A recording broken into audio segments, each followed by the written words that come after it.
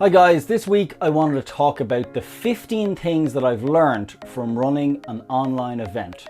So if you're thinking of doing one yourself, then stay tuned.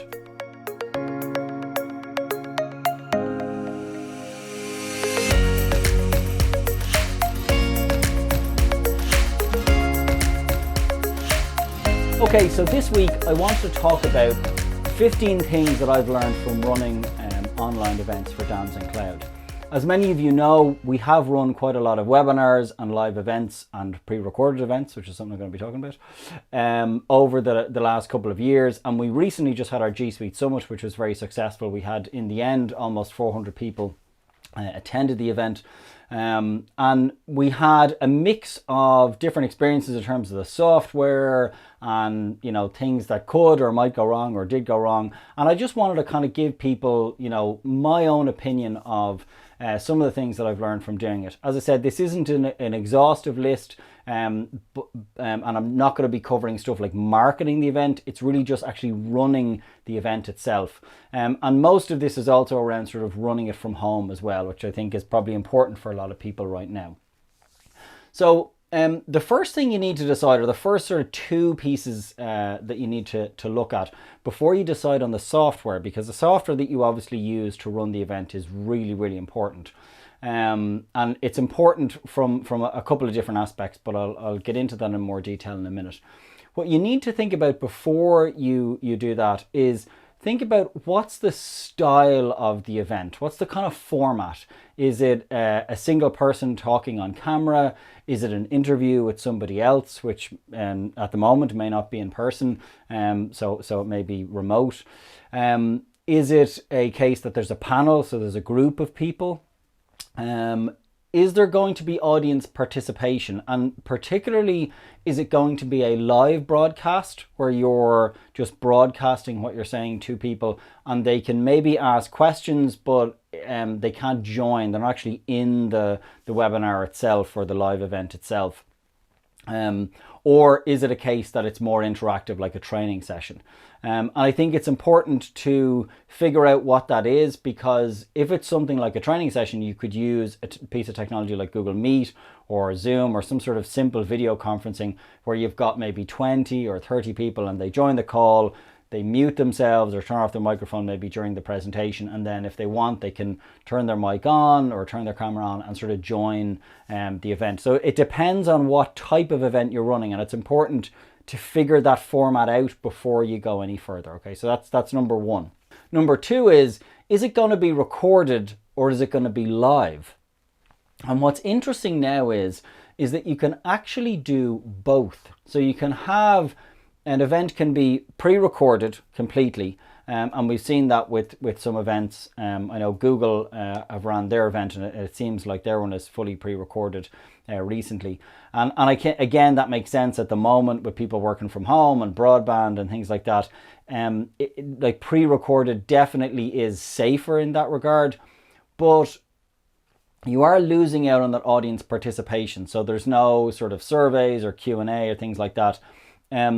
With some tools you can do sort of both. So you can have a pre-recorded event that has some interaction like Q&A or surveys, and so you're sort of there, the pre-recorded is the presentation bit, and you're kind of there to answer questions or to do a survey, and so that creates some of the audience interaction. But there is now the possibility to do a live event with pre-recorded, and so a couple of tools do this, and the one that we used for the G Suite Summit did this, where we had a live element for those of you who were at the live part, and we introduced ourselves and we sort of, you know, had a survey with people and had some questions and things like that, and then we played the presentation, and the presentation was the pre-recorded bit that we'd actually recorded in person sort of pre-COVID, which was handy. And so that meant that the presentation looked very professional, and we had multiple camera angles and things like that, so we could jump from this camera to that camera, and my editor can do that. And so that looked more professional. And then we also had the ability then to answer questions during the presentation, and it also meant that if our internet connection went down or something happened to ourselves, I actually dropped out of one of the presentations while it was happening. And it didn't matter because the system was actually playing the video, not me. And so a lot of these tools are cloud-based now. And so the system is actually running it. It's not running on your computer. And so that was very useful because I dropped out because my internet dropped or something like that. And I was able to join back in and nobody was any the wiser because it was part of the pre-recorded bit. I also found that gave us more time to answer questions. So people were asking questions during the presentation. And even though we were technically presenting as well, we were able to answer the questions in the chat. And so that actually increased audience engagement, even though it was pre-recorded. And I quite like that pre-recorded live element. And then we stopped the presentation, which is essentially a video. And then we engage with the audience then for live Q&A. So I would personally recommend that. The tool that we used was called Big Marker. I will say that Big Marker is good, but it's very complex. I think there are some other ones that allow pre-recorded and live. I think Zoom does as well. But yeah, if you search for a webinar tool that does live and pre-recorded, just check that it allows you to switch kind of between the two in the actual webinar itself. But that kind of moves on to the next one, which is the technology. There are a huge amount of webinar and live event tools out there, and it's really important to figure out, you know, what, like I said, those first two questions of do you want recorded or live, you know, what's the format? Because you don't want to use a super complex tool if you don't have to. If you're just having a training session with 10 or 15 people, then just use video call software. There's no need to use anything else. And most video call software now, like Zoom or Hangouts, will actually allow you, Google Meet, will allow you to record it as well. So, you know, don't kind of, you know, buy a Rolls Royce when you only need a Ford. There isn't really any point in doing that. Because I definitely found the Big Marker tool very good, but I also found it extremely complicated. And it took a lot of trial and error to figure things out. We were also integrating it with another solution called Summit, which kind of ran the event itself. And you can get that if your event is bigger than just a single webinar. I would highly recommend Summit. That's a fantastic tool. We still have the G Suite Summit up now with pre-recorded content, with the presentation sort of after the fact, and it's up on Summit.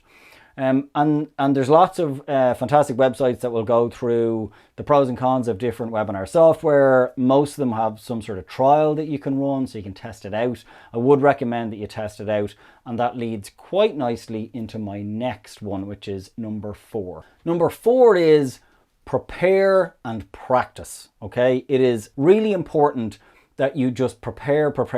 Have all of your, you know, if you're not pre-recording, make sure you've done a dry run. Make sure that, I mean, even if you've got pre-recorded stuff, make sure you've done a dry run. But with your actual presenters, if they're presenting live, make sure you've done a dry run with them, and that all of them feel comfortable and they know what type of questions they might get. And make sure you've tested the technology. I think if you're not doing recorded stuff, then there is a lot more prep in terms of the actual presentation itself, and it all kind of hinges on the day. And I certainly feel at the moment with people working from home, it's definitely a little bit riskier because of broadband and kind of things like that. And again, that leads into my next one, which is number 5, which is always have a co-host. This is probably one of the key learnings that I had from running a webinar in the early days when my computer crashed. Obviously, back then, the software wasn't cloud-based, so the webinar actually ended and I had to kind of restart it, and so that was a bit of a disaster.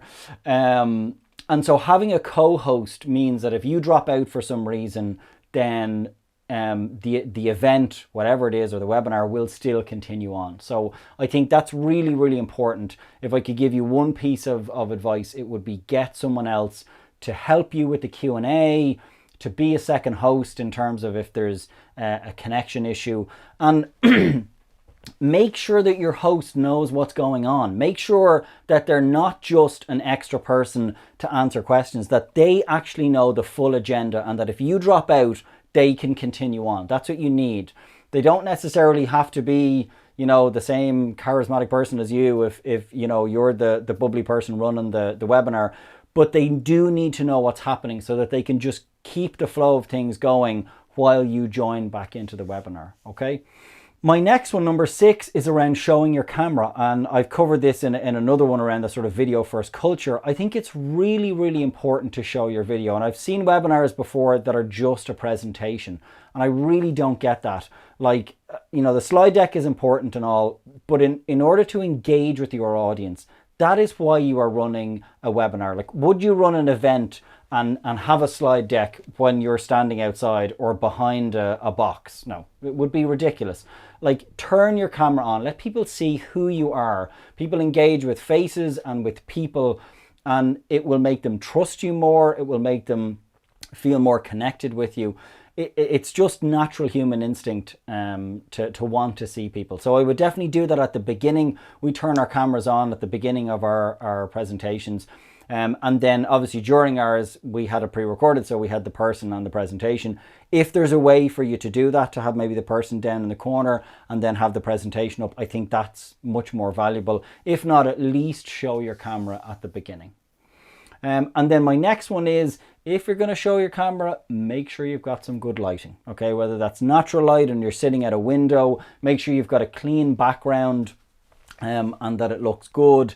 And just have a think about those kind of things, because you know, it's really important to think about the space that you're in, and not just if you're going to share your camera, but you know, this leads on to the next one, which is making sure that you have a quiet place.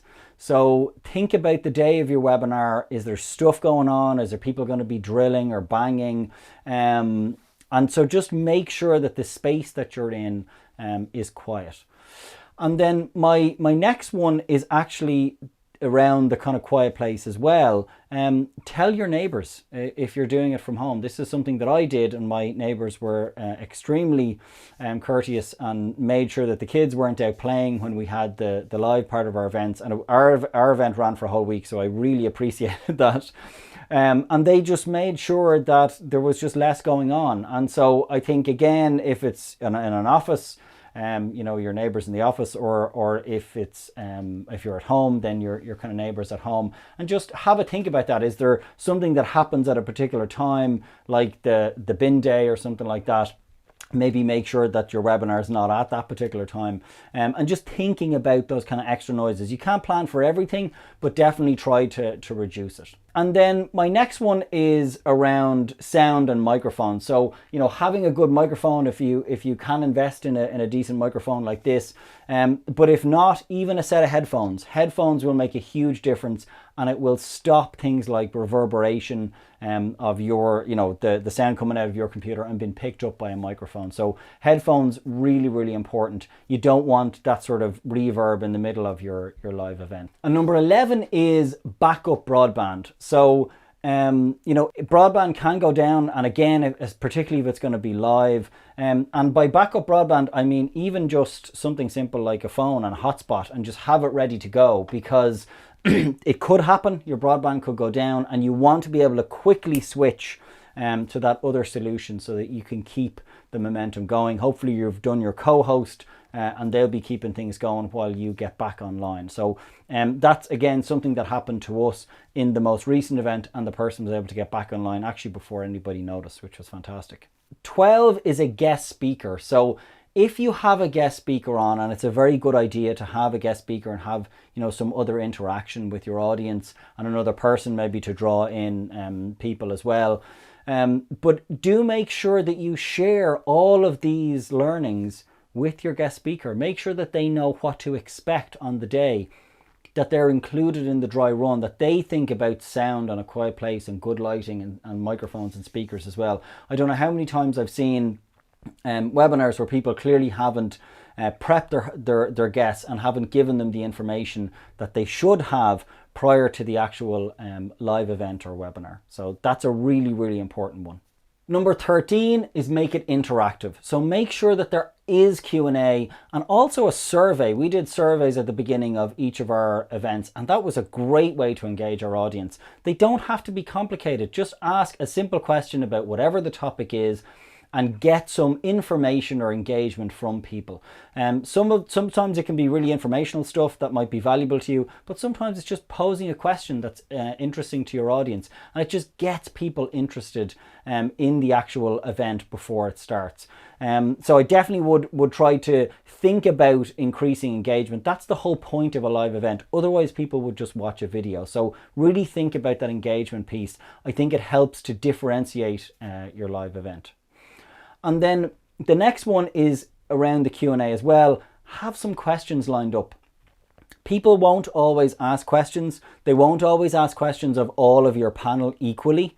And I think if you have a panel of speakers, it's important to do that. So have a couple of questions lined up for everybody.